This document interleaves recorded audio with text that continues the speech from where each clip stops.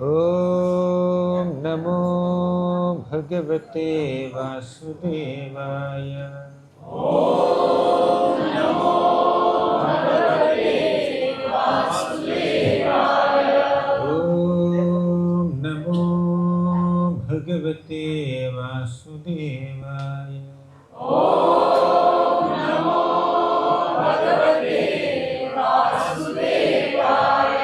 ॐ नमो भगवते वासुदेवाय। ॐ नमो भगवते वासुदेवाय। ॐ अज्ञानतिमिरान्धस्य ज्ञानाञ्जनशलाकया चक्षुरुन्मिलितं येन तस्मै श्रीगुरवे नमः।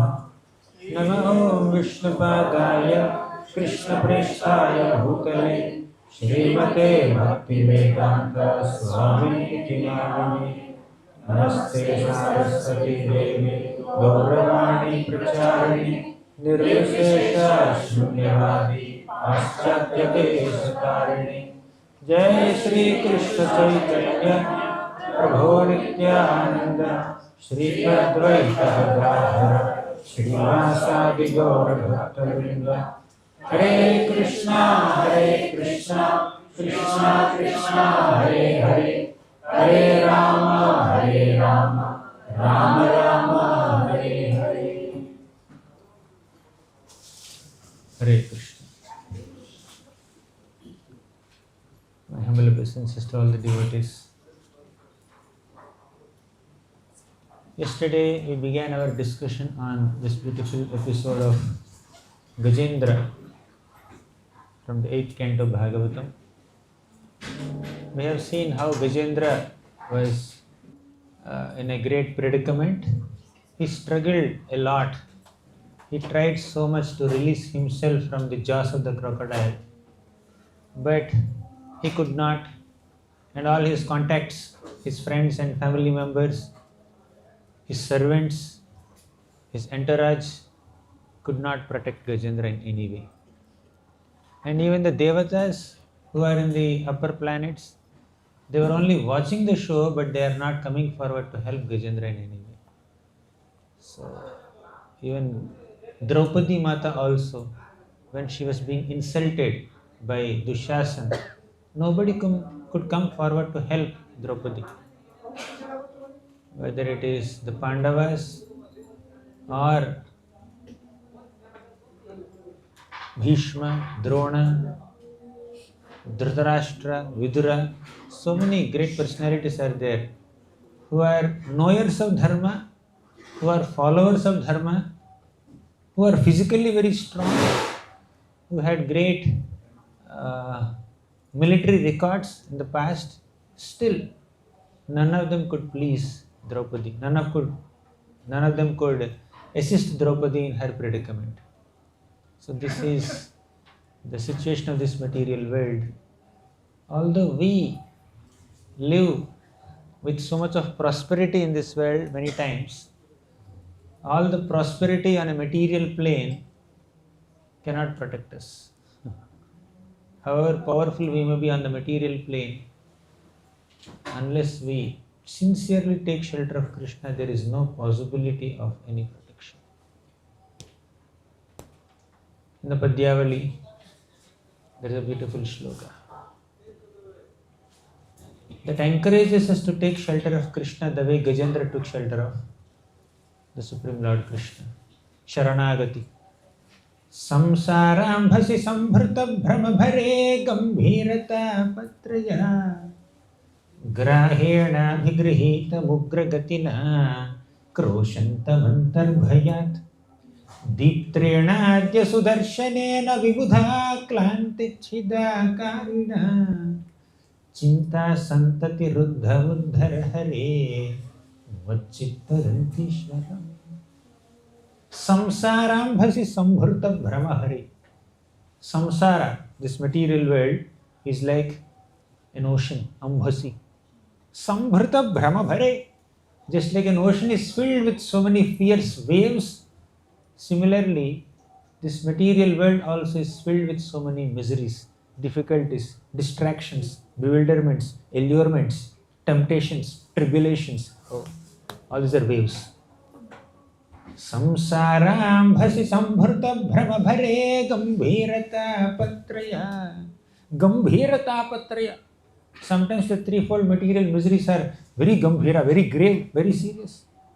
Grahena vigrihita mugragatina kroshantamantar bhayat. Already being in a fierce ocean is a very dangerous situation. On top of it, while you are in the ocean, a crocodile came and caught your leg. Already we are struggling for breath. Already we are unable to figure out where is the shore. Should I swim in this direction or that direction? How long should I swim? How many kilometers should I swim? And while I am swimming, so many sharks and so many crocodiles are coming and catching me. Very difficult. Grahena abhigrihita mugragatina. Graha means crocodile. Abhigrihita means crocodile caught the leg. Ugragatina, very fiercely, not casually, touching hand like this. Ugragatina, not leaving only, tight grip. Grahena abhigrihita mugragatina. Akroshantam antar bhayat. There is bhaya. There is so much of fear in the heart. Therefore, that fear, the emotion of fear in the heart is being expressed in the form of screaming, loudly shouting. Akrosha.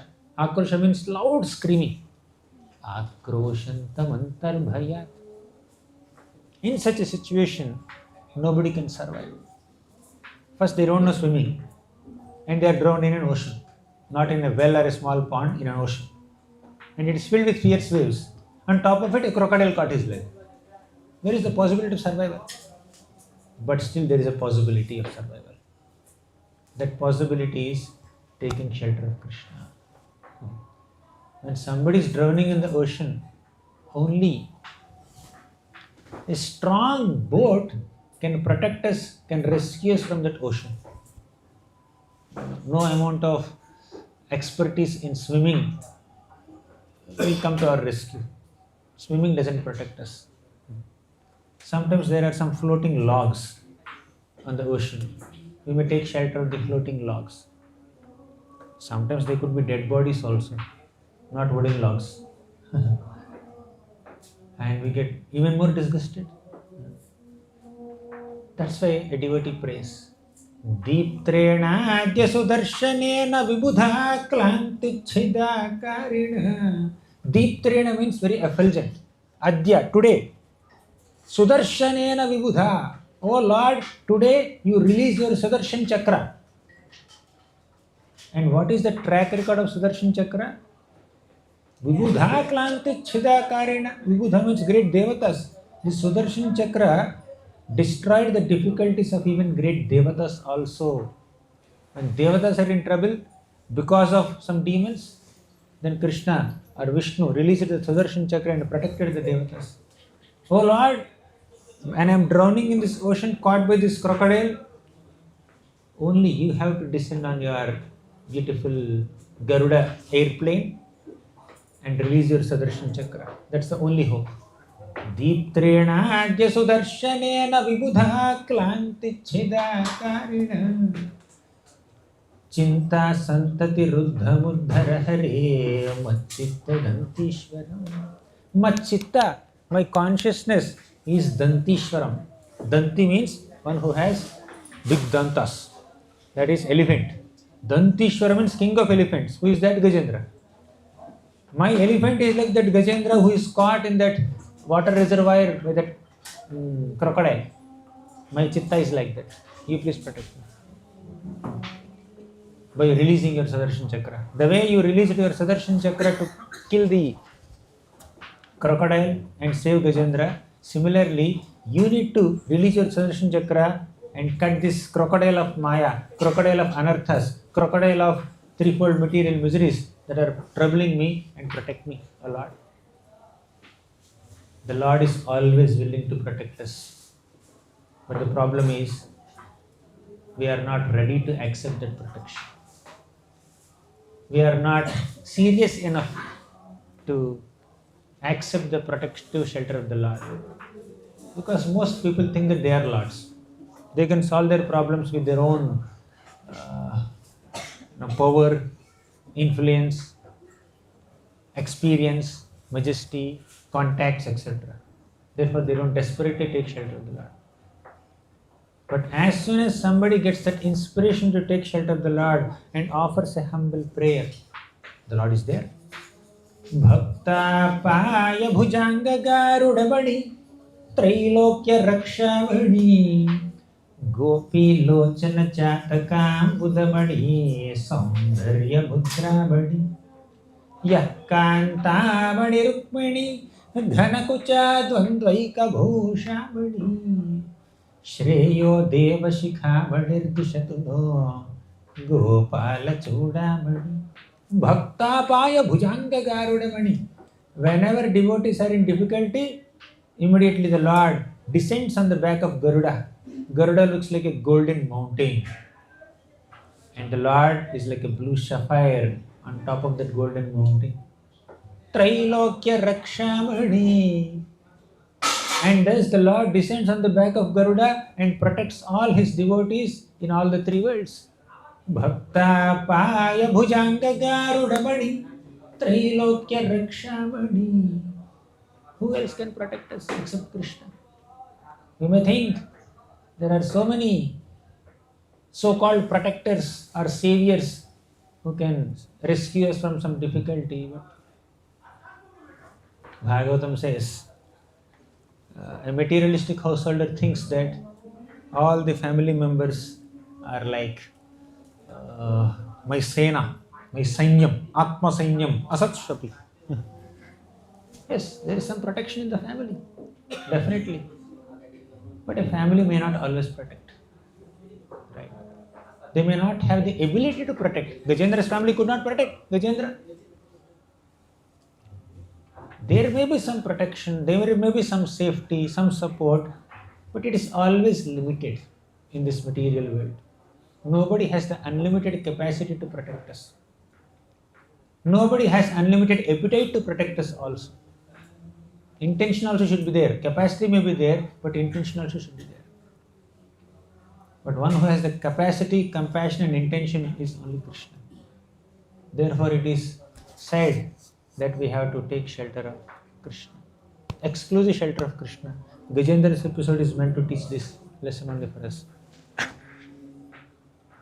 Krishna rakshatu no jagatraya guru Krishnam namadhvam sada Krishnena khila shatravo vinihata Krishnaya tasmai namah Krishna deva samuthitam jagadidam Krishnasya dasosmiham Krishne tishtati vishvameta dakhilam He Krishna rakshasvama Krishna rakshatu no jagatraya guru. Only Krishna protects us. Jagatraya Guru. Jagatraya means three words. Bhur Bhuvaha Swaha. Right? Bhuloka, Bhuvarloka, Swargaloka. Or in other words, upper planetary systems, middle planetary system and lower planetary systems. Three words. That's another way of putting the three words. Krishna Rakshatu no Jagatraya Guru. He is the only master, only teacher of the entire universe. Only he can protect us. Krishnam namadhvam sada. Therefore, let us offer obeisances only to Krishna. Krishna rakshatu no jagatraya guru. Krishnam namadhvam sada. Krishne nakhila shatravo vinihata. Krishnaya tasmai namah. Krishnena akhila shatravo vinihata. It is only Krishna who can destroy all our shatrus, all our enemies. Internal and external enemies. External enemies are in the form of this crocodile, but internal enemies are in the form of material desires, distractions, deviations. Krishna can protect us from all such enemies, so-called enemies. So Gajendra got this realization. Gajendra thought, I tried my best. I was hoping for support from others, from my best friends, but nobody could protect me. So, I must take shelter of someone who has the ability and intention to protect me, who is aware of my difficulty. So in that mood, Gajendra surrendered. Gajendra's prayers of surrender. Gajendra offered this prayer. Yesterday we discussed the first 6 prayers. 6.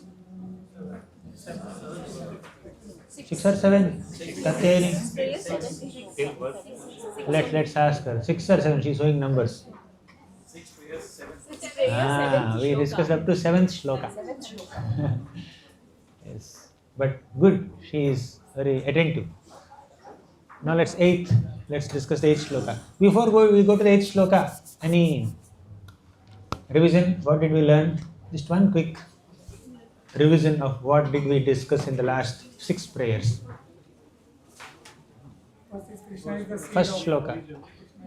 Krishna is the origin of everything. Everything came from him. Om Namo Bhagavate Tasmai Yata Etachchidatmakam. Second. Yes. The Lord and the universe are non-different. He is the supreme energy. He manifested himself as the universe. Yet, he remains the source of universe, unaffected by everything that's happening in the universe. He is the supreme energetic also. Then 4th shloka. He is transcendental. Although there is devastation, universal devastation, everything becomes pitch dark, but the Lord remains transcendental to the darkness created. Okay. So, then we discussed 2 more shlokas that describe who can see Krishna, who is qualified to contact Krishna or understand Krishna, and who cannot. Even great devatas cannot understand. Even great sages cannot understand. What can an animal understand?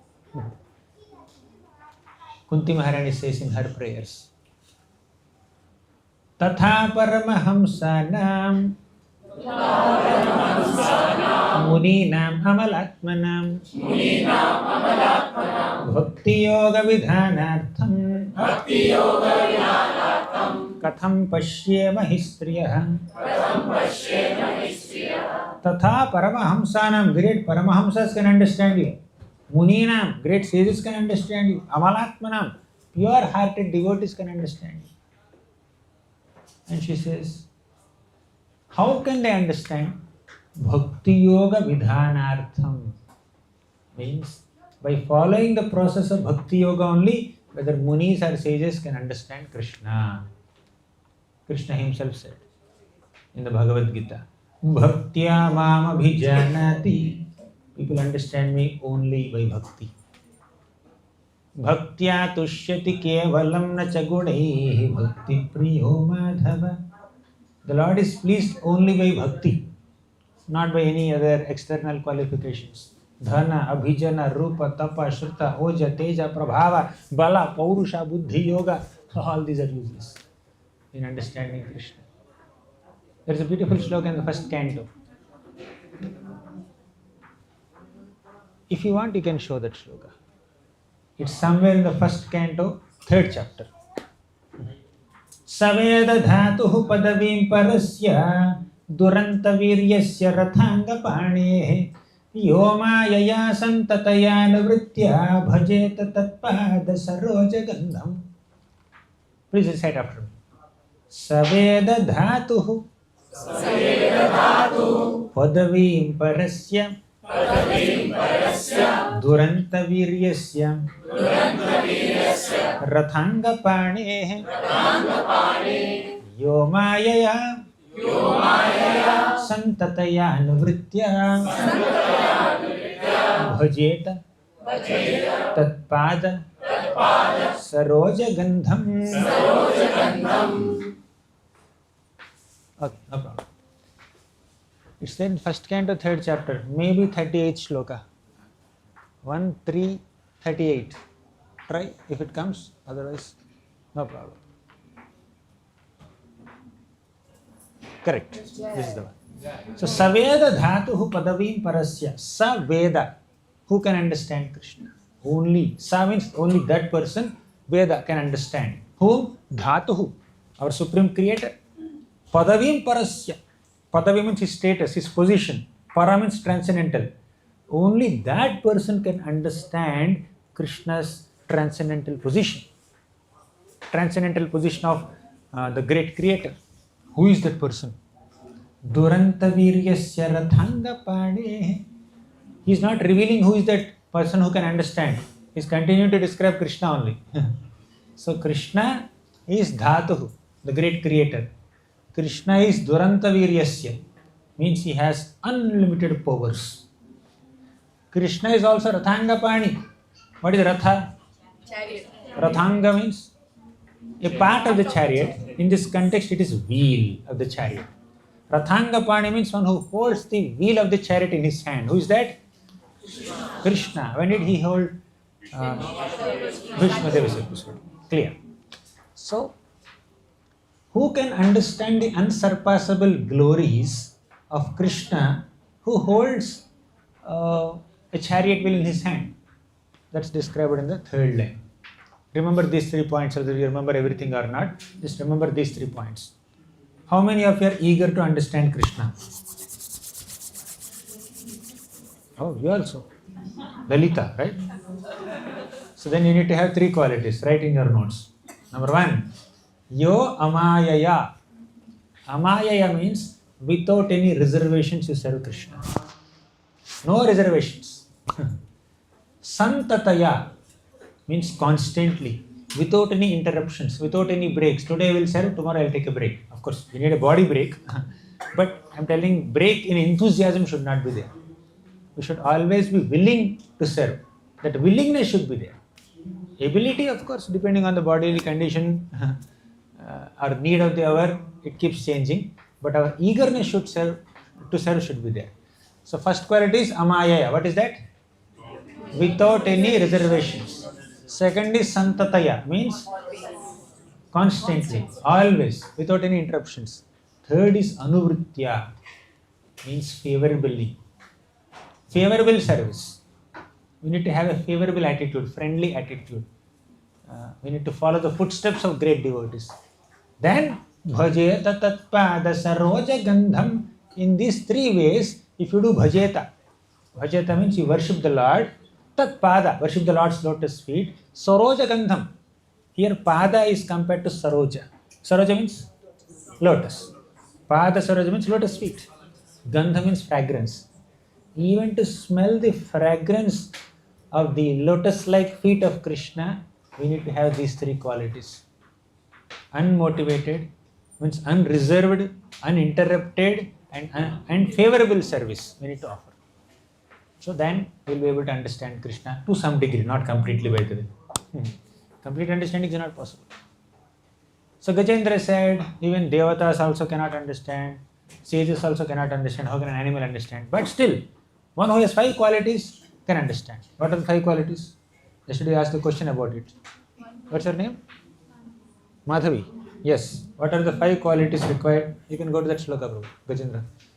5 qualities required to understand Krishna. Not only this child, anyone else also can answer. One who is detached. Detachment. Second, thoughtful sages, correct. Well-wishers of all living entities. Susadhava. This one. Go back. Go to the 7th shloka. 7. We are discussing 7. Yeah. Didrikshavo yasya padam sumangalam vimukta sangha means one who is detached. Munayaha, thoughtful sages. Susadhavaha, those who have good sadhana. Then charanti aloka vratamavrinam vane means they perform their vows sincerely. Last, suhrudaha, their well-wishers. So they can understand. These are 5 qualities. In the previous shloka we saw 3 qualities.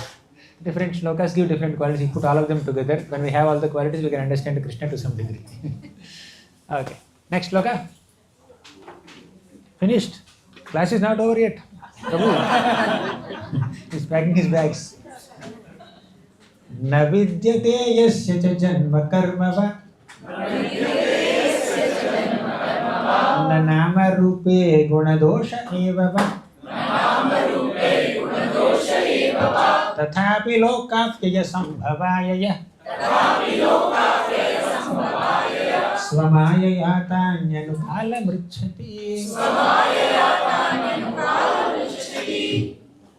न विद्यते यस्य च जन्म कर्म वा. The Lord's Janma. Janma means appearance. Karma means activities, pastimes. Na vidyate yasya cha janma karma va. You cannot understand Krishna's Janma and Karma. They are transcendental. But Krishna said in the Bhagavad Gita, Janma karma cha vedivyam evam yo vetti tattvataha. Only when you clearly understand Krishna's Janma and Karma, then Jaktva Deham Punarjanmanaiti. Then we will go back to Godhead. But here he says, Na vidyate yasya cha janma karma va. Second point, Na nama rupe gunadosha eva va. So the Lord does not have janma. He is ajanma. Means he is beyond birth. He does not have karma. He does so many activities, but he does not do any material activities. Then, na nama rupe, he has no name, means no material name. Na rupe, he has no form, means no material form. He has a spiritual form. Gunadosha eva. Generally, common people, you see them like these people have these gunas and these doshas. On a material plane, they have good qualities, they have bad qualities. The Lord does not have all that. Material gunas he doesn't have, material doshas also he doesn't have. You cannot evaluate the Lord with from the perspective of faults and good qualities on a material plane. Nanama rupe gunadosha evava tathapi lokapyaya sambhavayaya. Although the Lord is beyond the janma, karma, nama, rupa, guna, dosha, this half dozen qualities of this material world, still he enters into this material world. He says, tathapi means still. Lokapyaya sambhavaya. Loka apyaya sambhavaya means for the purpose of creation of this world and for the purpose of destruction of this world, the Lord enters here. In short, Krishna is transcendental to this material creation and destruction. Still, he orchestrates the material creation and destruction for our sake. He becomes Purushavatas because he manifests himself as Mahavishnu, and from his bodily pores millions of universes come out. Thus he creates. Then he becomes Garbhodakasaya Vishnu and Kshirodakasaya Vishnu. Thus he maintains. And he also manifests himself as Gunavataras, Brahma, Vishnu, Shiva. And as Shiva he destroys also. Right? Tathapi lokapyaya sambhavayeha svamayayatanyanukala mritchati. And how does he do it? Does he depend on someone? Say, if we have to construct something, we need government's permission. Means our creations are dependent on sanctions and approvals of certain officials. Now the Lord has to create an entire universe only. He should put some application. We want to construct just few material universes. How many? Unlimited. Some infinite material universe we want to construct. We need some ingredients. What ingredients you want? Earth, water, fire, air, ether. Mind, senses, ego, Mahattattva, Pradhan. Thoda sanction karo. 2 trucks of Mahattattva. 7 trucks of earth. 10 trucks of water. They also can send some pokelane and JCB and crane so that the construction can happen. No. He just thinks. Universe manifests from his body. When we think, nothing happens. Right? Universe. What to speak of universe? We cannot move an ant also in this universe. So, basically the Lord is beyond this Janma, Karma, Nama, Rupa. Although he is transcendental to material names, material forms, material activities, he orchestrates material creation and destruction of the material world. That is the Lord's mercy. Second, Tasmai Namaha Pareshaya Brahmani Ananta Shaktaye Arupayoru Rupaya Nama Ashcharya Karmane Tasmai Namaha Pareshaya. Tasmai means he. Namaha, I offer my obeisances. Unto whom? Pareshaya. What is para? Transcendental. Transcendental. What is Isha? Controller. In this world there are so many controllers. All controllers are called Ishas. Right? Thus many of us are Ishas or all of us are Ishas. We have some control over something. Right? But our controllership is an assumed controllership or an approved controllership. We control people or we control situations or we control matter only to that degree Krishna sanctions that controlling potency on us. Without he sanctioning that controllership over us, we cannot control anything. But the conditioned soul thinks that I am the controller. And this is a disease. You know what is the name of this disease? In the Bhagavatam 24th chapter, the name of the disease is revealed. 10th canto 24th chapter. The name is Ishamani syndrome. Ishamani syndrome means they think of themselves as Ishas, controllers. I am the controller. I am the master. I am the Niyanta. I am the boss. I am the proprietor. Right? I am the doer. Kartaham iti manyate. So this mentality is called Ishamani syndrome. And once a devotee is affected by this Ishamani syndrome so much, their disease became very intense. Krishna had to come and do some surgery to cure that disease. You know who is that? Who is affected by this disease in 10th canto 24th chapter? Indra. Indra was affected thoroughly by Ishamani syndrome. So Krishna had to stop Indra Puja, lift Govardhan and cure that disease of Indra. So we think we are the controllers. But the Lord is the real Isha. He is not a material Isha. He is Paresha, transcendental controller. No one can control him. Although he is the supreme controller, no one can control. Everything is under his control and he is beyond anyone's control. Still, he likes to be controlled by some people. Who are they? Devotees. Aham bhakta paradhino hi asvatantra iva dvijaha. He likes to be controlled by devotees. Bhaktair jitatvam. He is conquered by devotees. Right? Iti driksvalila bhirananda kunde swadhosham nimajjantam madhyapayantam tadiyeshitagneshu bhaktairjitatvam punah prematastam shatavriti bande tadiyeshitagneshu bhaktairjitatvam. I am conquered by devotees. Jitatvam. Bhakti Baddham, Bhaktair Chitatvam, then Bhakta Paradhina. These are some words described by the Lord. Use it to describe the Lord. The Lord is Pareshaya. That's why Damodar Ashtakam, although it is describing a sweet exchange between Yashoda Mata and Damodar, because we are going to celebrate very soon, hardly 3 weeks. So we are referring to that. How does Damodar Ashtakam begin? Namami Ishwaram.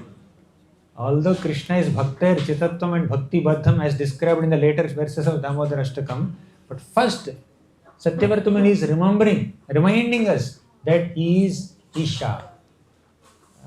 Namami Ishwaram Satchidanandarupam. He is Ishvara, Supreme Ishvara.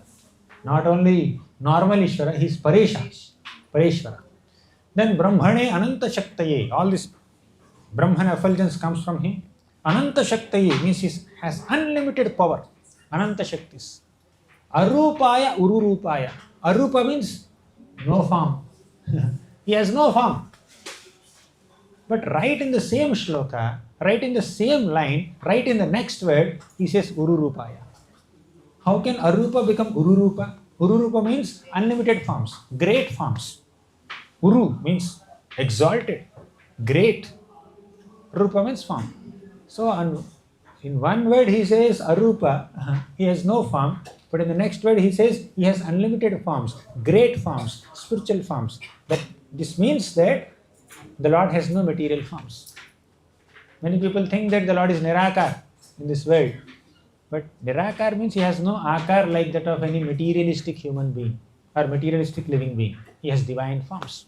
That's mentioned. Nama Ascharya Karmani. Not only he has unlimited great forms, he also performs unlimited great activities. Nama Ascharya Karmani. Ascharya means wonderful, astonishing. Karma means deeds. This karma is not a prarabdha karma or aprarabdha karma. Karma basically means an activity. In Lord's context, that activity is a leela, pastime. Ascharya karmane, he performs so many wonderful pastimes. Right? So Krishna is the ocean of all leelas. Next shloka. Nama Atma Pradipaya Sakshine Paramatmane Namo Giram Viduraya Namascheta Samapi Manasascheta Samapi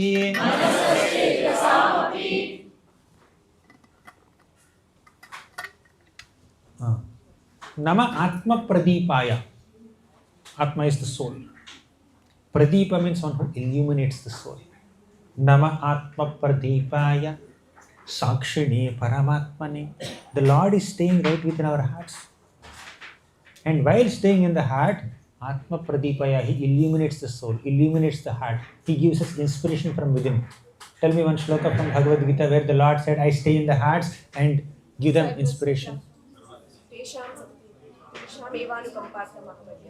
Teshamevanukampartha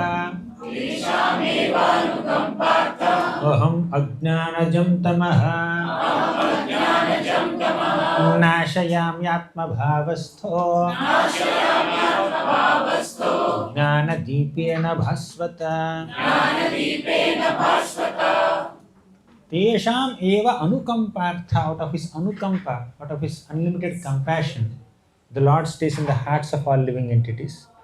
And Jnanadipena Bhasvata, by lighting the lamp of knowledge in our hearts, he destroys the darkness of ignorance. Therefore, he is called Atma Pradipaya. So, destroying the ignorance in the heart basically means destroying the ignorance about our self-identity. Ignorance can be of multiple types. I may be ignorant of how this camera functions. I may be ignorant of how this garland is made. I may be ignorant of how this projector works. That ignorance is not a big ignorance. But if I am ignorant of my self-identity as a soul, as a servant of Krishna, that is the greatest ignorance. So being ignorant of certain activities in this material world, certain aspects in this material world. For example, somebody doesn't know how to use mobile, how to use their smartphone. They don't know how an app functions. They don't know how to book a ticket online. They don't know how to book a cab on your phone. They only know pay money, call auto rickshaw, pay money and go. But nowadays, nobody will accept money also. You have to, press these buttons. I don't know how to book a cab. I never booked also. I don't lost. When you are on the road, you are lost now. So that ignorance is not a big ignorance. But the biggest ignorance, which is like a big umbrella under which all flavors of ignorance exist, is ignorance of one's own identity as children of God, as servants of Krishna. We are souls. And we forgot it. That's the greatest ignorance. Right? So, the Lord, as Paramatma in the heart, illuminates the soul, Atma Pradipaya. In the previous shloka, Krishna said something else. What is that? Tesham evanukampartha, we just discussed. There is another Tesham shloka. Tesham satata yuktanam bhajatam priti purvakam dadami buddhi yogam tam yena mamupayanti te Tesham satata yuktanam bhajatam priti purvakam. If you do bhajan of the Lord with priti, with love and affection, Then dadami buddhi yogam tam, Krishna will give buddhi yoga, intelligence. In the previous shloka we have seen, Krishna will destroy the ignorance by giving knowledge. What ignorance does he destroy? Ignorance about our self-identity he will destroy. He will remind us that we are souls. But now this time, in this shloka, he said, Dadami buddhi yogam tam, I will give them buddhi, intelligence. What kind of intelligence does he give? By which we can go back to him. Dadami buddhi yogam tam, yena mam upayantite. Oh, I don't have the intelligence to solve this problem, mathematics problem, derivative or calculus problem. Krishna will give intelligence to solve this problem. Don't seek simple, silly solutions from Krishna. Say if a king, big king, monarch comes, you go to him. And he says, ask whatever you want. I'm ready to give whatever you want. If you say, I need some breakfast, do vada pav milega kya? If you ask like that, then he will say, I can write a 5-star hotel in your name.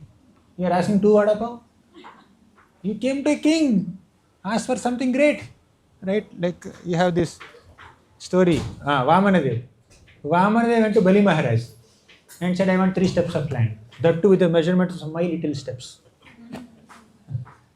Bali Maharaj said, you came to me, I am Bali, you understand? Bali. Bali means, so what? I am the greatest charitable person in the universe. If somebody takes charity from me, for the next 10 lifetimes they need not beg charity from anywhere. To that extent I can give charity. You are asking 3 steps of land, that to your small steps, you are a small child. Relax, right? You give whatever I want. Otherwise I will go saying that Bali Maharaj can give big donations only, he cannot give small donations. No. You take whatever you want. Whatever you want. Then he occupied the entire universe within 2 steps and asked, where is the 3rd step? You gave me a check that got bounced. You don't have enough bank balance. And you are saying, take more and more. You are asking me to take more than 3 steps. You don't even 2 steps also in your bank. Tell me, where should I put the 3rd step? That's a very big thing. So point is, when you go to Krishna, don't ask for some meager stuff. Krishna, I have purchased a lottery ticket 10 days back. The hearing is after 3 days.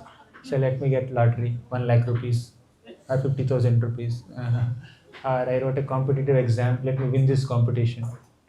We ourselves will forget that competitive exam and results after 10 days. But we pay for it for 10 years. So we should not ask anything meager. All we need to ask is, Krishna, let me be reinstated in my original constitutional position as your eternal servant. Give me that intelligence by which I can come to you. Not that intelligence by which I can solve some material problems. Dadami buddhi yogam tam yenamam upayantite. Krishna will give us that buddhi, that intelligence by which we go to him. Not stay in this material world more comfortably. So-called comforts, right? So Krishna will destroy the ignorance, not ignorance of anything in this world, ignorance of our self-identity, ignorance of our original, spiritual, eternal, constitutional position, and gives us the real knowledge of what we are. And he will guide us there also. He will not say, that is your destination. He will say, I will switch on the Google map, I will take you there, come. I will drive you there. Right? He will not just send the location. He will drive you there also. Dadami buddhi yogam tam yenamam upayantite. But for that to happen, you know what we need to do? Bhajatam priti purvakam. Many of us are doing bhajan. Bhajan is sadhana bhakti. We do Sravanam, Kirtanam, Smaranam, Padasevanam, we do all that. But is there Preeti element there or not? Bhajatam is happening. But is it Preeti Purvakam bhajan or Swartha Purakam bhajan? You know what is Swartha Purakam bhajan? Selfish intentions, material motives. I do this service to get recognition, to get name, fame, prestige, to get claps and whistles, to be recognized by people in this world.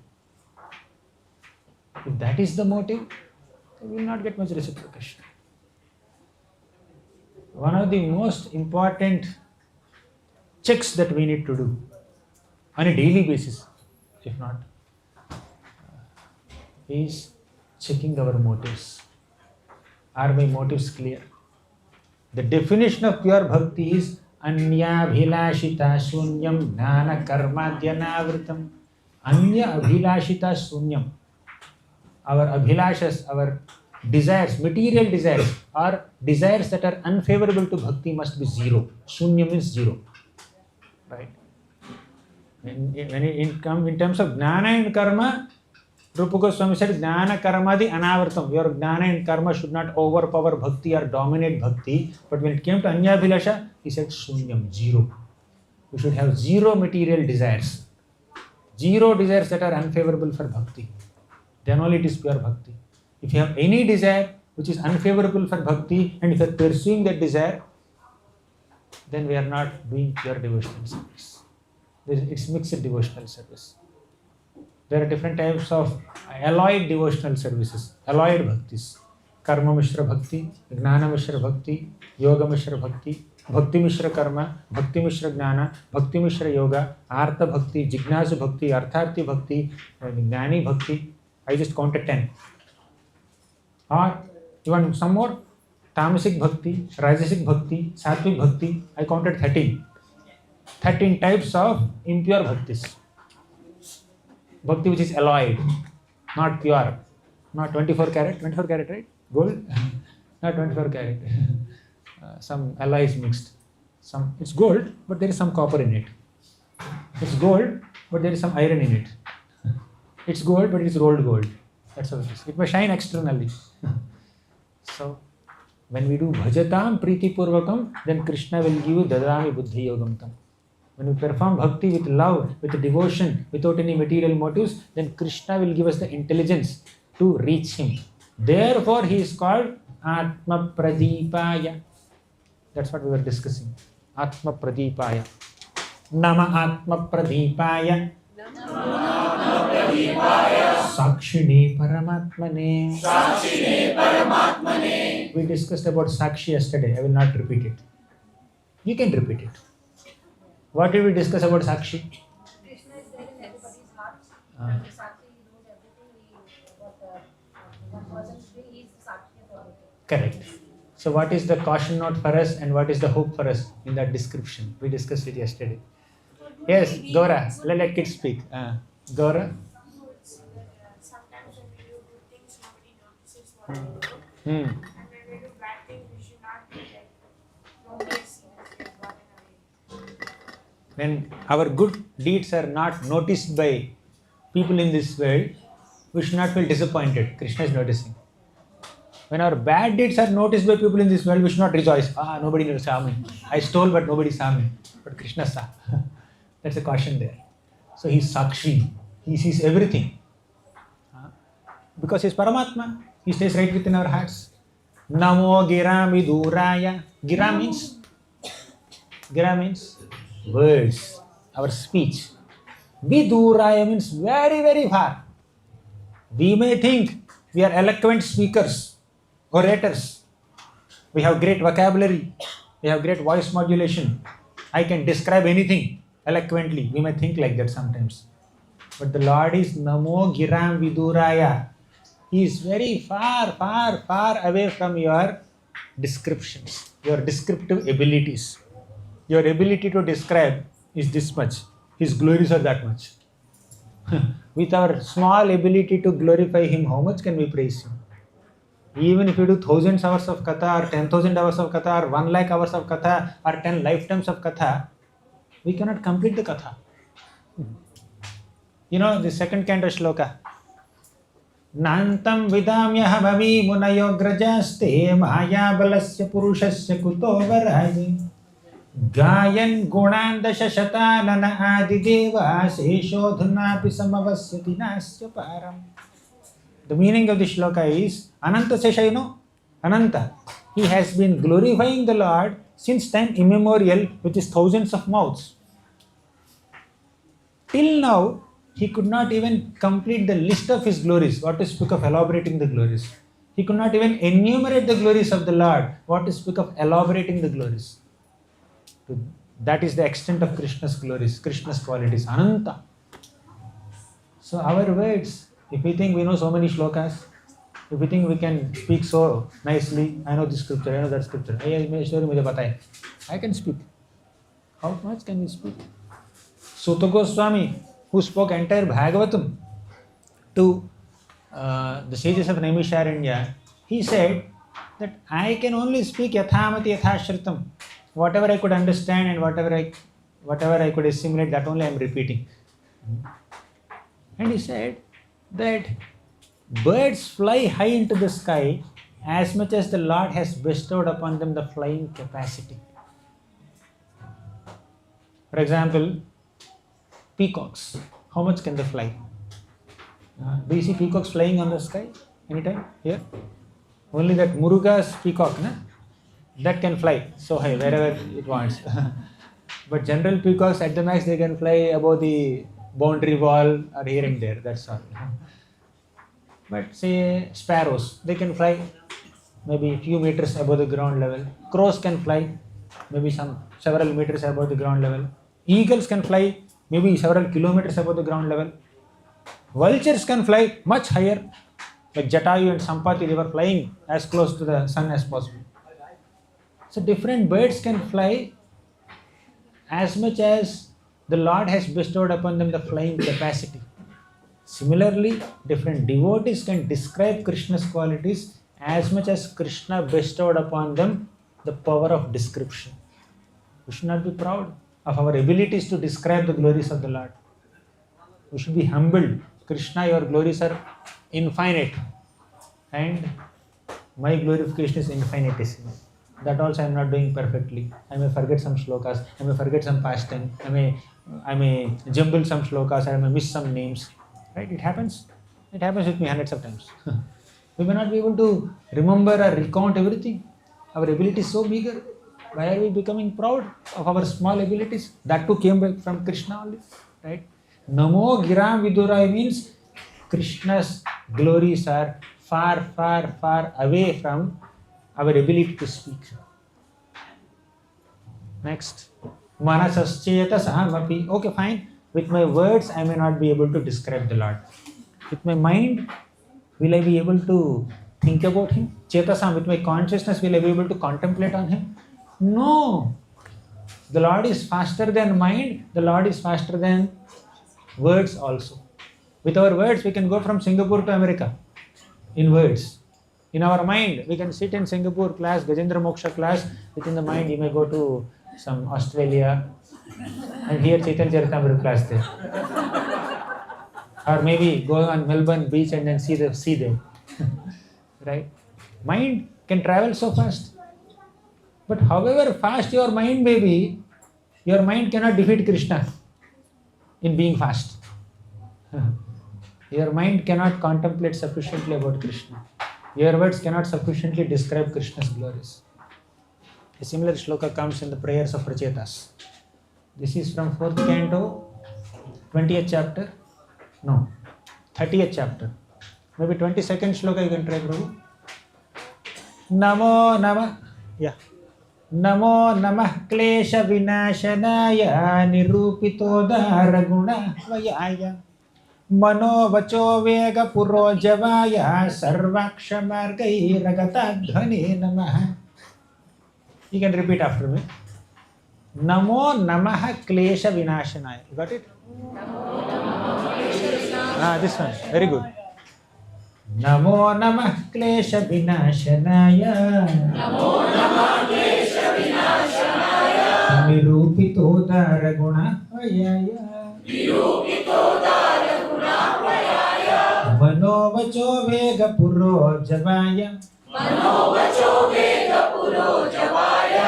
Sarvaksham Arge Ragatadhane Namaha. Sarvaksham Arge Ragatadhane Namaha. The meaning of this shloka is, I will not speak the whole thing, but see the third line.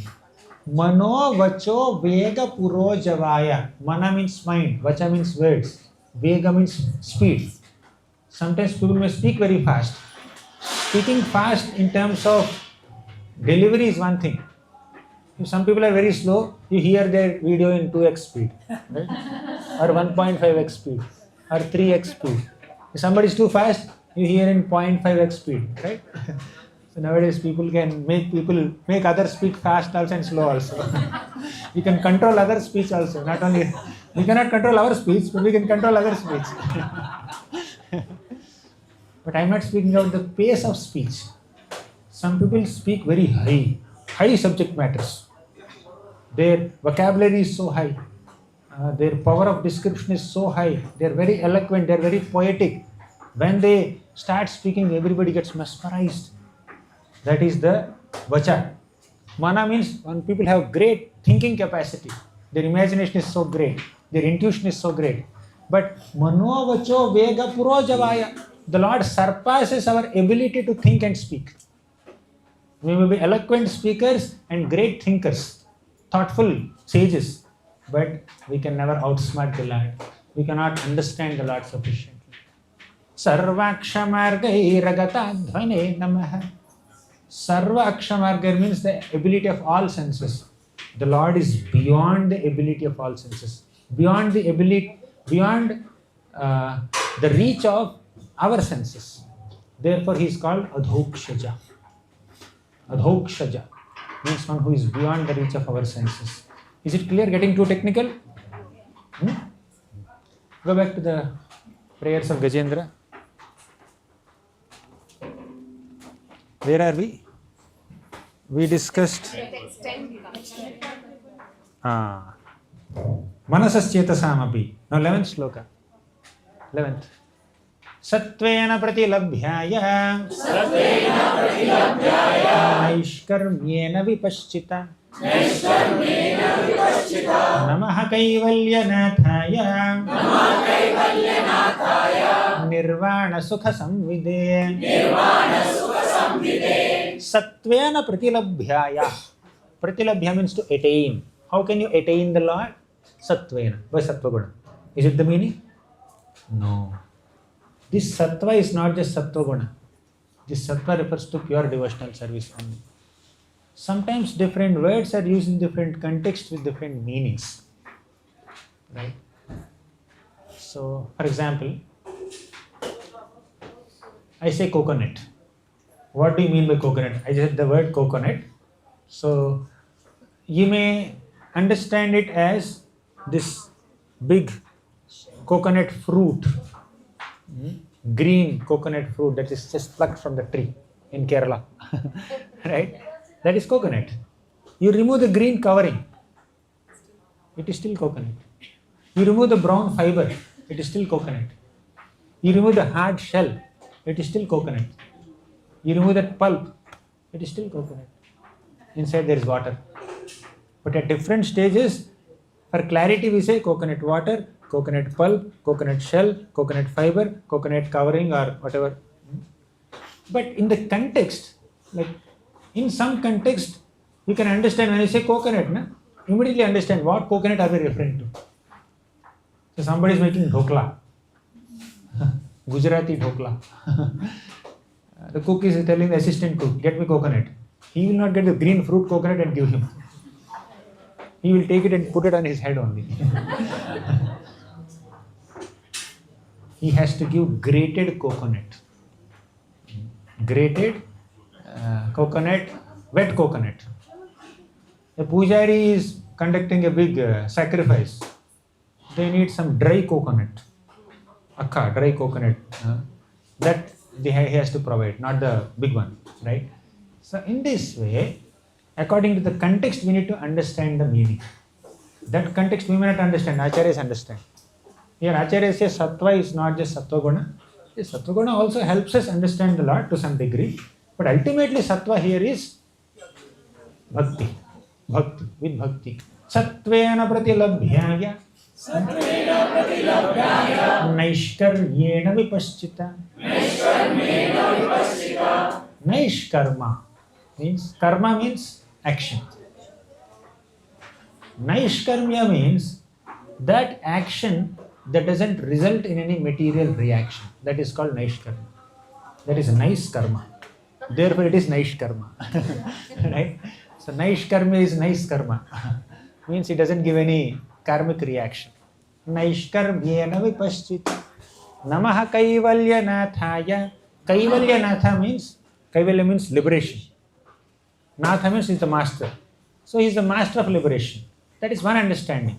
But Kaivalya in the Vaishnava context is not exactly liberation. Kaivalya is the spiritual world. Right? He is the master of spiritual world. Nirvana Sukha Samvide. He also bestows upon us Nirvana Sukha, means the liberation of happiness or liberation of reaching the Supreme Lord. So these are various understandings of the Lord's appearance. Next shloka. Namaha Shantaya Ghoraya Mudhaya Gunadharmini Nirvisheshaya Samyaya Namo Jnanaghanaya Cha.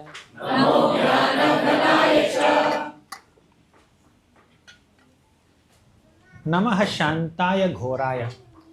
The Lord appears inside our hearts as Paramatma, we discussed some time back. The Lord also appears externally in the form of different avatars. This mentioned in this shloka. Namaha Shantaya. Sometimes the Lord appears in a very Shanta form, peaceful form. Vasudeva has a peaceful countenance. Sometimes Ghora form, fierce form, Narasimhadev. Namaha Shantaya Ghoraya. Kapildev, for example, is very shant. He doesn't become angry at all. Even if the 60,000 sons of Sagara Maharaj come and blame that Kapila, you are the thief, you are the thief. Kapila did not respond only, he did not become angry only. He is Vishuddha Sattva Vigraha. So the Lord in some incarnations is very shanta, very peaceful, very calm, very sober. But sometimes he becomes Ghora, like Parashuram is very Ghora. And Narasimha is very fierce. Then Mudha Yaguna Dharmini. Mudha means sometimes the Lord, Mudha refers to an animal.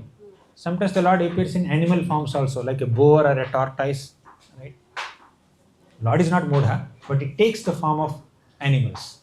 Guna Dharmini, he is beyond the Guna Dharmas. Right?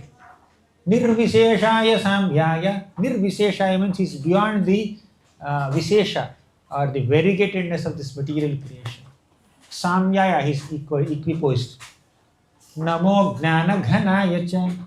He is also like solid knowledge. Right? His knowledge is very solid. There are very finer nuances of all these words. I am not covering it so that it becomes too technical. I don't want to make it very heavy class. Let's keep it as simple as possible. Next, 13th shloka.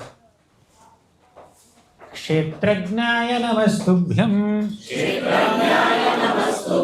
sarvadhyakshaya sakshine purushayatma mulaya mula prakritaye namaha. Kshetrajnaya namastubhyam. You know 13th chapter Bhagavad Gita? Kshetrajna Vibhaga Yoga. Kshetra means this body. Kshetrajna means one who knows this body.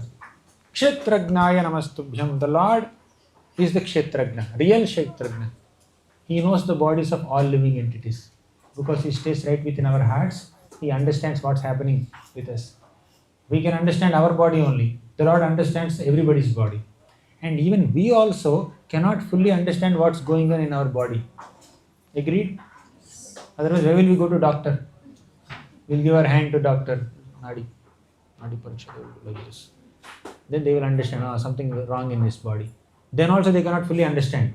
Okay, they will write tests. Do this, do this, do this, do this. Then you'll get some reports and they will tell, this is the problem with you. So, a ordinary conditioned soul cannot fully understand what's going on in his own body or others' bodies. But the Lord is Kshetrajna. He is the supreme Kshetrajna. He understands everything that is happening with everyone in the entire creation. Kshetrajnaya namastubhyam sarvadhyakshaya sakshini. Sarva adhyakshaya is the supreme master. Adhyaksha means president. He is the supreme president or superintendent of everything. Krishna said in the Bhagavad Gita, Maya adhyakshena prakritihi suyate sacharacharam. Maya adhyakshena, under my adhyakshata, under my presidency or superintendence, this prakriti is producing so many moving and non-moving entities. Sakshini, again the word Sakshi came. 3 times the word Sakshi came. More is coming up. Purushaya Atma Mulaya. Purushaya means he is a supreme Purusha, supreme person. Atma Mulaya means he is the root of all the Atmas, all the living beings. Mula Prakritaye Namaha. He is not only the root or the source of all Atmas, he is the source of Prakriti also. That's why Mula Prakritaye Namaha. Clear? Getting too technical? Let's go ahead. Sarvendriya Gunadrashte Sarva Pratyaya Hetave Asata Chaya Yoktaya Sada Bhasayate Namaha. Sarva Indriya Gunadrashte means he observes the functionings of all indriyas, all our senses. How are our senses functioning? How are we using our senses? Krishna sees. Oh, this person is using his senses in a wrong way, in an inappropriate way. This person is using his eyes to see something which is not appropriate. This person is using his tongue to taste something which is not correct. This person is using his ears to hear something which is very mundane and materialistic. The Lord is observing all of it. This person is smelling something which is very foul or inappropriate. So this person is using his tongue in an inappropriate way. We may think that I am not harming anyone by seeing something. But because we are using our sense, this eye, in an inappropriate way by seeing which is not meant to be seen, Krishna will feel unhappy. Because all our senses came from him, isn't it? He is called Hrishikesha. We have Hrishikas. Hrishikas means senses. Hrishikesha means he is the master of senses. He is the one who has given us senses. He gave us eyes, he gave us ears, he gave us nose, he gave us tongue. What are we supposed to do with what he has given us? We are supposed to use all this in his service, isn't it? If a company gives you a car, you are supposed to use that car in the company's service. If the company gives a laptop, we are supposed to use it in this company's service. Right? In this material world also protocols are very clear. Right? If somebody is paying you salary and giving you some facilities, all the facilities they have provided to you are meant to be used in their service. Similarly, all of us are given different senses by Krishna. If we use our senses in inappropriate ways, in ways that are not sanctioned by Krishna, we will feel unhappy. Right? But then you may say, oh, I am supposed to be just exist only for him, work for him only, serve him only. I don't need any enjoyment for my senses or what? Yes, you get. Sometimes the Lord is compared to our belly. The Lord is compared to our compared to root of the tree. You know that shloka? Pracheta shloka. Yatha taror mula nishechalena trupyanti tatskanda bhujopashakha. You know this shloka, right? Let me tell the meaning. The Lord is like the belly, stomach. And all the living beings are like senses, hands and legs. So all these hands and legs and eyes and nose, they are supposed to work to feed the stomach. Right? We are supposed to feed the stomach. Will you put the food in your ears? You like chapati? Will you put the chapati in ear? Or nose? Or eyes? Or hands? You take sambar and pour on the hands like this. My hand should get strength. Let me pour sambar like this. My leg should get strength. Let me put idli on the leg. One idli here, one dosa here. Right? Will the legs get strength? Huh? If your eyes are just falling and you are feeling very tired, you need some energy. So will you put gulab jamun in the eye? Gulab jamun syrup in the eye? You have to put all of it in the mouth. And that should enter the belly, right? Only when the food reaches your belly, your other senses will become strong. Hands or legs or eyes or nose or ears or tongue, anything will become strong only when you are feeding the belly. For example, you are putting, say, gulab jamun in your mouth and feeding the belly. But while doing so, your tongue is enjoying the gulab jamun or not?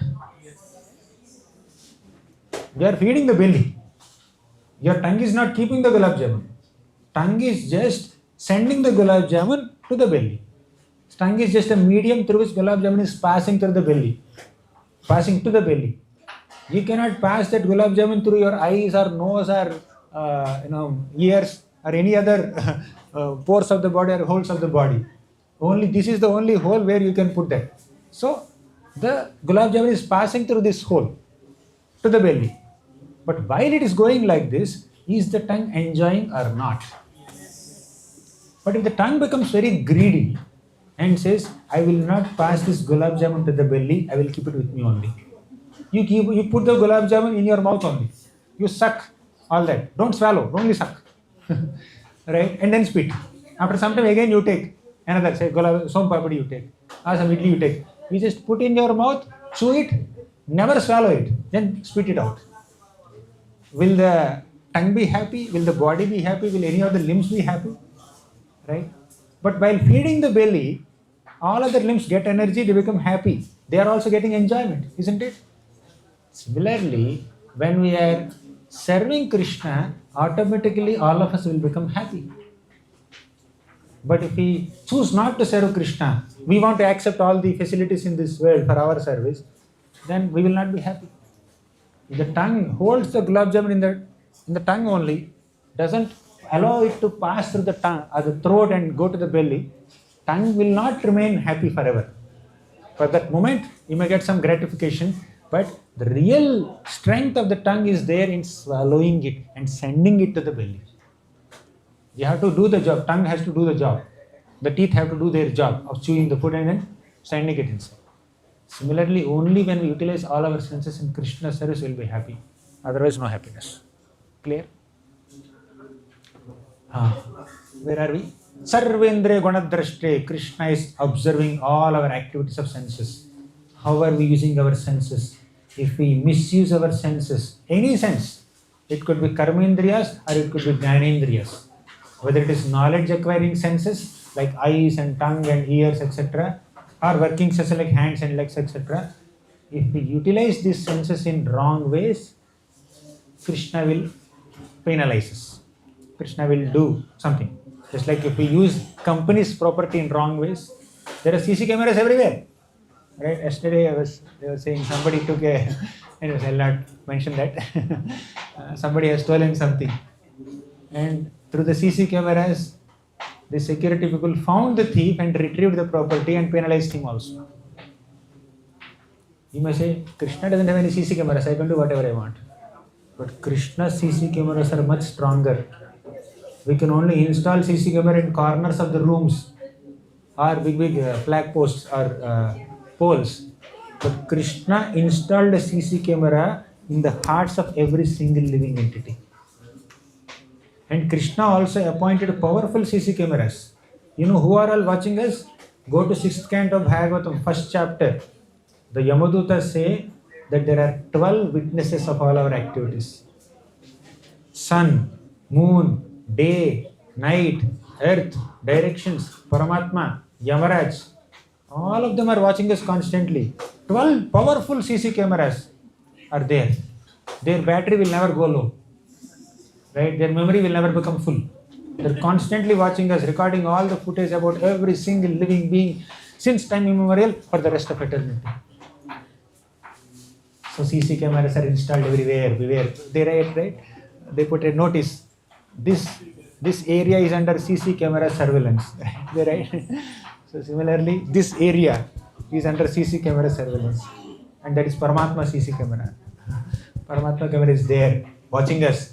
How are we using our senses? How are we using our mind? Sometimes we use our mind to store poisonous thoughts. to store envy and pride, to store grudge against another Vaishnava. Vaishnava is like this. He is troubling me. I will see the right moment and I will trouble him. So there is a plan there in the mind. Krishna knows that. He's supposed to be there in the heart, but in that heart, along with Krishna, we are also keeping these negative thoughts.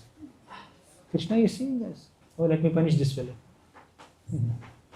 Yeah, after Narasimhadev killed Hiranyakashipu, you know what he did?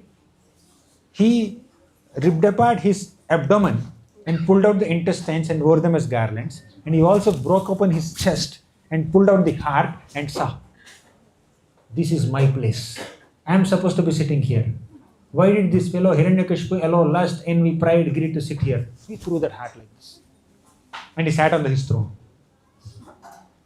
If we misuse what the Lord has given us, then Lord will do the needful to penalize. How exactly he does it? He knows. We can't guess. Right? I'm saying this, but I need your blessings to properly use whatever the Lord has given us, whether it is mind or senses, whatever. I need your blessings to use it. I'm saying it because it is the truth.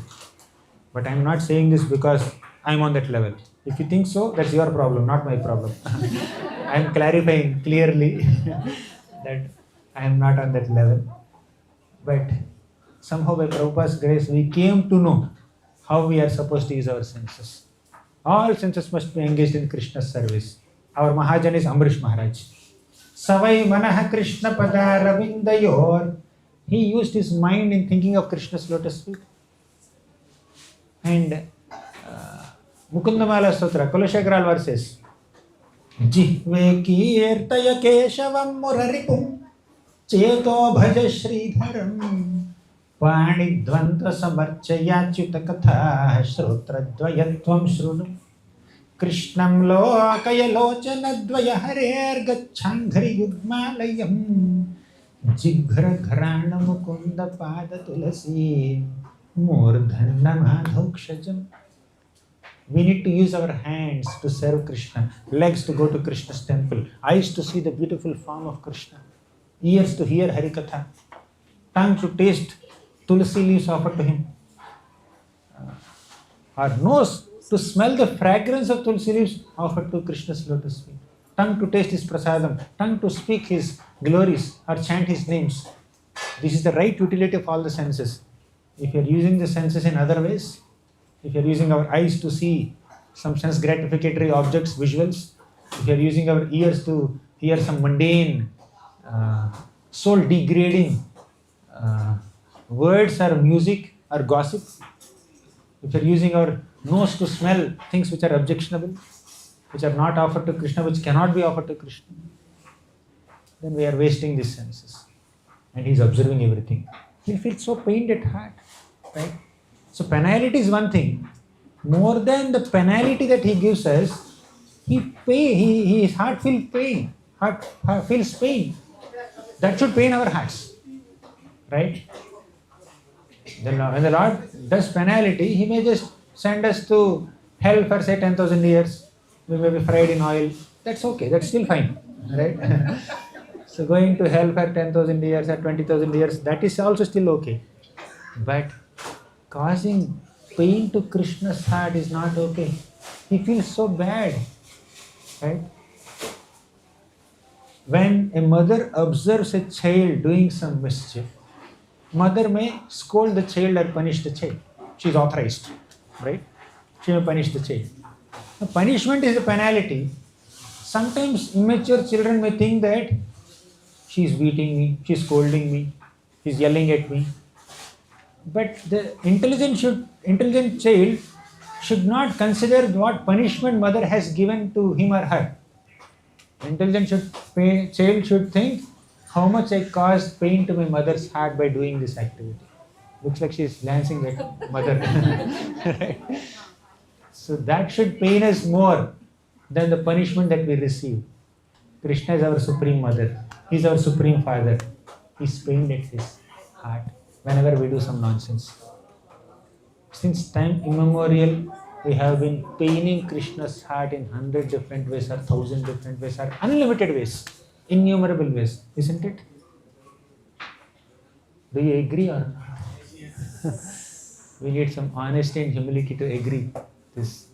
Of course, you may not be, but I have pained Krishna's heart thousands of times. I must admit, I must confess in front of all of you.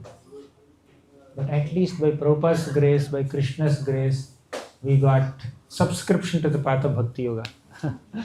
We have subscribed to Bhakti Yoga now. Let's not unsubscribe. Let's not cancel our registration. Because I have subscribed, we touched this mala, japamala, we are chanting Hare Krishna on Ekadashi also, right? Our flight to Vaikuntha or Goloka is already booked. In fact, boarding pass is given to us. Somebody did web check-in also. They gave us boarding pass in hand. But unfortunate people will tear the boarding pass and then throw away by committing Vaishnava Aparadh. We got access to Vaikuntha airplane. Our ticket is booked. But while we are boarding the plane, we are tearing the boarding pass and throwing away. Really? Where is boarding pass? You cannot get into the flight. Out. We'll see it later. So why should we want to miss that opportunity? These are not my words. These are the words of Swayambhu Manu. To whom? Dhruva. Dhruva, as a small child, he got the darshan of the Lord within 6 months. And the Lord booked his ticket. Okay, after 36,000 years, you will come to Vaikuntha. Here is the ticket. Booked. You show this entry pass, you will immediately, Vishnu Parshadas will admit you. When the Lord gave this boarding pass, he's very happy. Dhruva is very happy. Oh, after 36,000 years, I will go back to Vaikuntha, Dhruva Loka.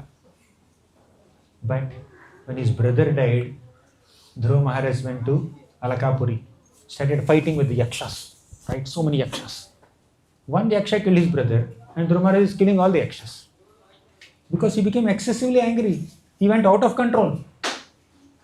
Then Swayambhu Manu came and said, your ticket is booked, right, to Vaikuntha? Why are you throwing away the boarding pass by killing all these people unnecessarily? The Lord says, be kind to everyone, forgive. But you are not just forgiving the offender, you are killing all the people who are somewhat connected to the offender also. The offense is this much, you are punishing them in such a way. Don't throw your boarding pass. I have already committed so much offense, what am I supposed to do? Go and beg forgiveness. Then you may be forgiven. Immediately Dhruva Maharaj went and fell at the feet of Kuvera. I am sorry I killed so many of your people. But Kuvera is a very mature devotee. He said, don't worry Dhruva, they are meant to be killed. Their death manifested through your hands. That is their karma, you don't worry. Then Kuvera became very pleased with the humility and honesty of Dhruva and said, I will give you benediction. Please ask whatever you want.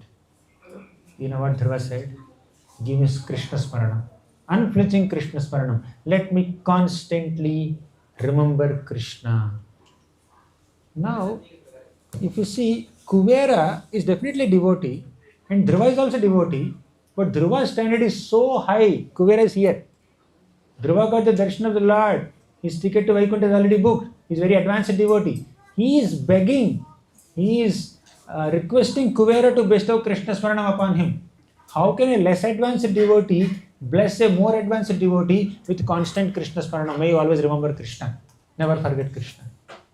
The answer is, whenever a devotee is displeased with us, whether they are senior devotees or junior devotees or equal devotees, when other devotees are displeased with our activities or with our offenses, their displeasure will act as an obstacle for our Krishna Smaranam. Therefore, we need to be humble enough to beg forgiveness even from a younger devotee or junior devotee. Keep aside your false ego. Even if a child is offended because of you, go and say, I'm sorry. You should forgive. So we should be humble enough to seek forgiveness. And if somebody humbles himself or herself and then comes to us saying sorry, we should not hold grudge anymore. We should be willing to forgive and forget. And actually devotee doesn't even think that I can forgive someone. Because devotee doesn't take offense only. Where is the question of forgiving anyone? If I am not offended, how can I forgive? So we should not even take offense. Anyways, point is, somehow by Krishna's grace, we got this opportunity to perform bhakti. We should not give it up by committing offenses. The Lord is observing everything. Sarva pratyaya hetave. What is the time now? I think we should leave some time for Q&A. Next shloka is very elaborate and very beautiful shloka. I don't want to rush. Go to next shloka. We'll recite it. Whether we will discuss it or not, time will reveal.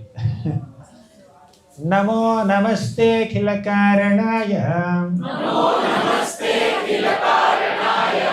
Nishkaranaya adbhuta karanaya. Nishkaranaya adbhuta karanaya. Sarvagamamnaya mahardavaya. Sarvagamamnaya mahardavaya. Namo pavargaya parayanaya. Namo pavargaya parayanaya.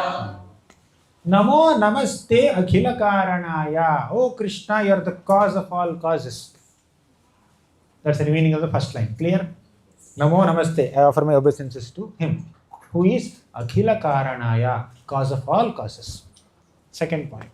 Nishkaranaya. He himself does not have any cause.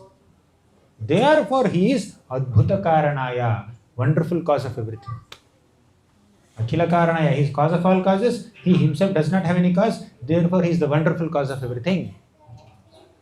Sarvagamamnaya maharnavaya. Sarva agama amnaya means, agamas means different scriptures. All the scriptures or the spiritual paths shown by that scriptures are compared to rivers. So many rivers, right? Where do the rivers flow? To the ocean. Krishna is like that ocean. Maha Arnavaya means great ocean. So Krishna is that ocean which is the destination of so many spiritual paths prescribed by different scriptures. Scriptures are prescribing spiritual paths, all of them should take us to Krishna. Sarvagamamnaya mahardavaya. Namo pavargaya parayanaya. Namo apavargaya parayanaya. Apavarga means liberation. Parayanaya means one who is fixed up in attaining liberation, one who is determined to attain liberation. And Krishna is the shelter of all those people who are aspiring for liberation. Clear? What's the meaning of this shloka? You can tell me. Namo namaste. Anyone? First line. Second line.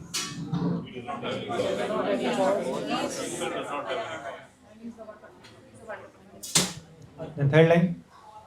Shelter of all spiritual paths.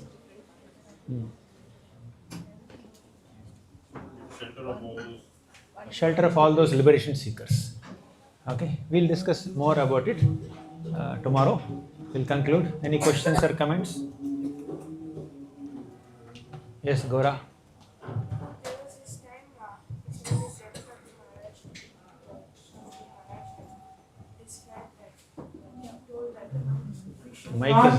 we should not take the service of Krishna. But then you in the class you said that when we are asking Krishna for something, we should ask him for something great, like you gave the example of the Correct. king. So We should not take service from Krishna. yeah. So isn't You cannot take service from Krishna. You can beg service to Krishna. Right? Does it make sense? So when you go to Krishna, what should you ask for? Krishna, give me that buddhi by which I can serve you. I can come to you and serve you. That is fine. That doesn't go against the Vaishnava Siddhanta. You can always beg for service. You can always beg for love. Krishna, remove all obstacles in my spiritual path. Krishna, give me some love and affection for you. Krishna, give me some service attitude towards your lotus feet. Give me some dedication. Give me some humility. This we can ask. These are not non-devotional desires. We can ask whatever is favorable to bhakti. Okay, make sense? Very good. So I also have one more question. You also told about the partners. You also gave the description of how Vamadev has 43 steps of Buddha. After that, why did Vamadev tie Bali Maharaj? To Although show, he surrendered. yes, to show he is not surrendered yet. Bali Maharaj surrendered himself after being tied by Varunapash. But the Lord consciously arrested Bali Maharaj with Varunapash, tied him with that Varuna ropes, just to show how tolerant Bali Maharaj is. Actually, the Lord cheated him. He said, land according to my steps. But he never said, I will explain my steps later. He's the same person who became Trivikrama, but in one sense the Lord cheated. But despite being cheated, Bali Maharaj did not become impatient or intolerant. He did not criticize the Lord. He did not chastise the Lord. He just was very tolerant, very humble. Just to show that my devotee is always tolerant and humble, the Lord allowed Bali Maharaj to experience this embarrassing and awkward situation for some time. And after that, the Lord glorified him. Bali Maharaj, I am very impressed with your tolerance. I am so impressed with your dedication and surrender. I will personally become your doorkeeper in Sutala planet. In fact, the whole purpose of Vamanadev's appearance is not to take away kingdom of Bali Maharaj and give to Indra, but to bless Bali Maharaj, to give him an opportunity to do Atma Nivedana.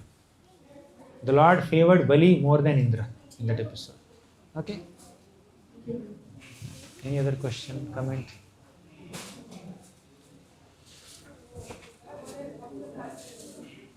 Hare Krishna. Thank you for the class. So in the class you mentioned Krishna is beyond the reach of our senses. Krishna is beyond our reach of our senses. So, but we have to engage our senses to understand Krishna. So this sounds a bit. One is that he is beyond, but we are trying using the same senses. So how to understand this? अतः श्री कृष्ण नामादि न भवेत् ग्राह्यमिन्द्रियैः सेवोन्मुखे हि जिह्वादौ स्वयमेव स्फुरत्यत. अतः श्री कृष्ण नामादि न भवेत् ग्राह्यमिन्द्रियैः. Our indriyas, our senses cannot understand Krishna's nama rupa guna lila. Krishna or his attributes are beyond the reach of our senses. But Sevan mukhehi jihvado, when you engage the very senses in seva, swayameva spurchat, the Lord will come and reveal to you, himself to you. So it's not that your senses are having the ability to understand him.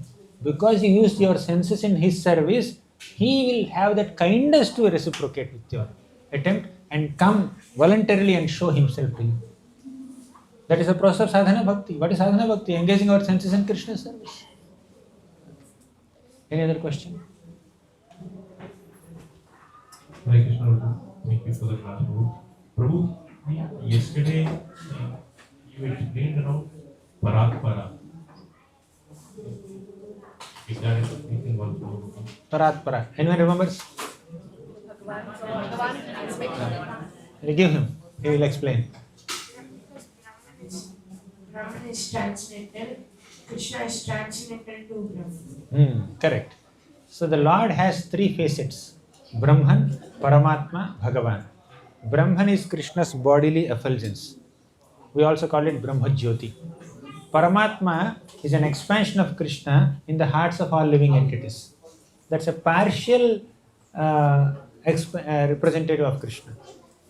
Then Bhagavan is the Supreme Lord. So all three are transcendental, but if you see the hierarchy, Bhagavan is superior to Paramatma, Paramatma is superior to Brahman. Thus, Bhagavan's position is superior to this transcendental Brahma Jyoti. Any other question, comment? Okay.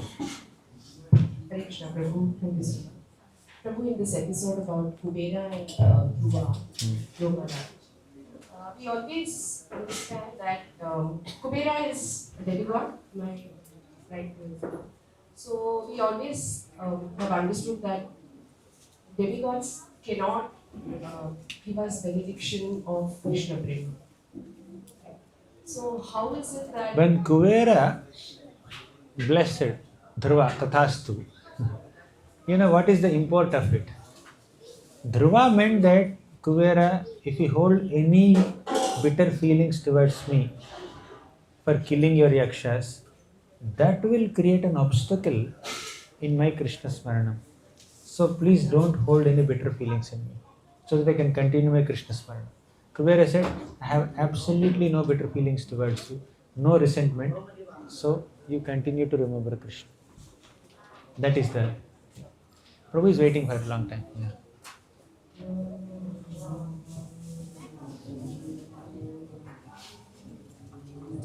Hare Krishna Prabhuji, Dhanvatna. Prabhuji, whenever I hear about the prayers, one thing I understand is it's part of what maybe we can relate it to the 6 limbs of Sharanagati. Krishna is the Supreme Lord and we are the servant. When I try to further understand from the 2 classes, what I understand is that just understanding is not enough, because being an animal, still he has to sing the prayers. So can we also further understand that, or is it true, or there is more to it, that just understanding Krishna as the Supreme Lord is not enough, understanding and remembering the prayers are also enough? I don't know if I understood the question. So the question is, Prabhuji, just the bhav is not enough. We also need to remember the prayers. Is it?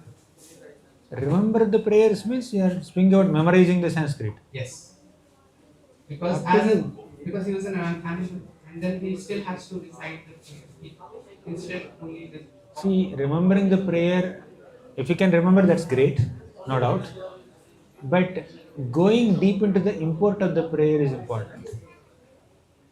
Gajendra could offer prayers in this language, Sanskrit language, remembering his past life. But you may offer a prayer in your own broken words, in your Hindi or English or Tamil or whatever may be your mother tongue or second language. But being prayerful is more important than remembering or memorizing a specific prayer. However, being prayerful doesn't happen so effortlessly or automatically for a conditioned soul. Therefore, struggling sadhakas are given this advice: you better repeat the prayers of pure devotees, and by repetition you will remember it and you will offer that prayer. But one day you have to come to a stage where you internalize that prayer. You enter the mood of that prayer, not just mechanically repeating. Even that also has its own glory, but we need to enter the mood of the prayer. We need to understand the prayer. Okay. Thank you.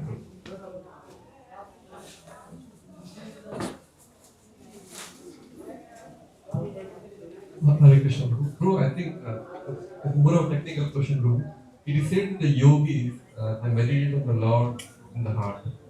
And in Canto 3, I think the description of the Lord is given in a very personal form. And also it is when a yogi gets liberated, he goes back into the, and it's this understanding which I have got, that he goes back to the planet of Lord Vishnu in the universe. Maybe I may not be correct, but I want to just understand this.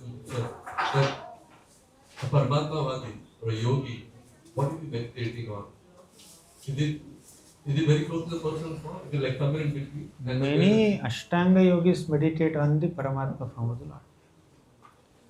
And most of them aspire for impersonal liberation. But some people, when they meditate on Paramatma, they may get attracted to the form of Paramatma as described in Kapila's teachings. And they may become Bhakti yogis also. From Ashtanga yogi, they become Bhakti yogis. But many Ashtanga yogis, they aspire for liberation and they get liberation. But some fortunate Ashtanga yogis develop some attraction to Krishna Swami and become Bhakti yogis, and they are not simply liberated, they will be reinstated in their service to Krishna or Vishnu. Shall we conclude, or any other question, comment? Okay. Hare Krishna. Thank you very much. Thank you very much. Hare Krishna. Darshan Prabhu ki jai.